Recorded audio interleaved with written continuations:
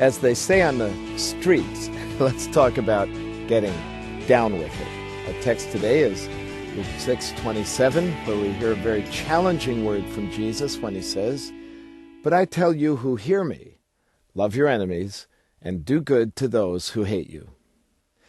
In the early hours of the morning, 5 drug dealers kidnapped Buster Soaries and drove him to a vacant lot. They dragged him out of the car and jammed a shotgun in his face and a .45 to the back of his head and a rifle in his side. Just as they were about to do him in, the driver noticed the police car parked on a nearby highway.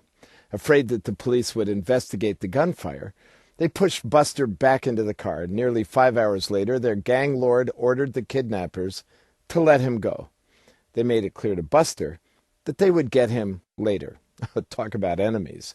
Buster had every reason to hate those guys, and he resolved to get even with them in a way that probably would have landed him in death row. But God had a different path in mind, one that involved salvation instead of incarceration. You see, Buster encountered Jesus, and he began to learn what it means to live by his ways, not the ways of the street. On the street, payback is king. But Jesus taught something completely opposed to the idea of avenging our enemies. Jesus was, as they say on the street, down with it when it comes to loving our enemies.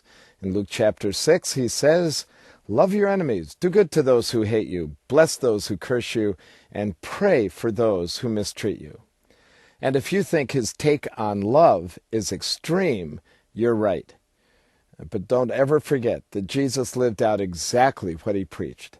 Jesus had lots of opportunities to hate and destroy his enemies, but he loved them instead. And the most incredible example was displayed when he was brutally crucified for something he did not do. He prayed for the men who were crucifying him, even while they were doing it. And he said, "Father, forgive them, for they do not know what they are doing."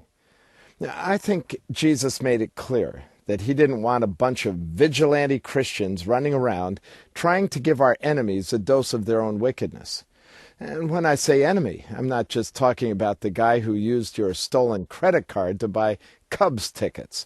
Enemies can be our bosses, parents, spouses, or even our own children, and sometimes they are the hardest to love. You see, Jesus calls us to be really different, to do things like returning grace for hurt, mercy in the face of malignment, and kindness in the place of cruelty.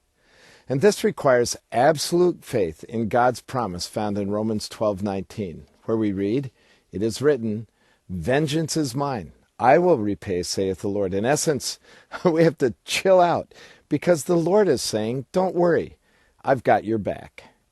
Several years after the attempted murder, Buster, who, by the way, is now Dr. DeForest B. Soaries, Jr., the senior pastor of the First Baptist Church of Lincoln Gardens in Somerset, New Jersey, he encountered one of his kidnappers in a crowd at Madison Square Garden. He stood there, stunned, as he looked into the eyes of the man who had once held a gun to the back of his head. Once again, fear washed over his heart. But what did he do?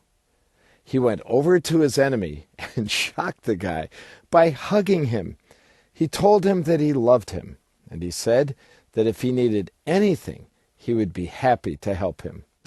Because of Jesus' example, Buster had the power to embrace a man who once wanted to kill him. You see, Buster took the Jesus way. And I wonder, are you down with it too?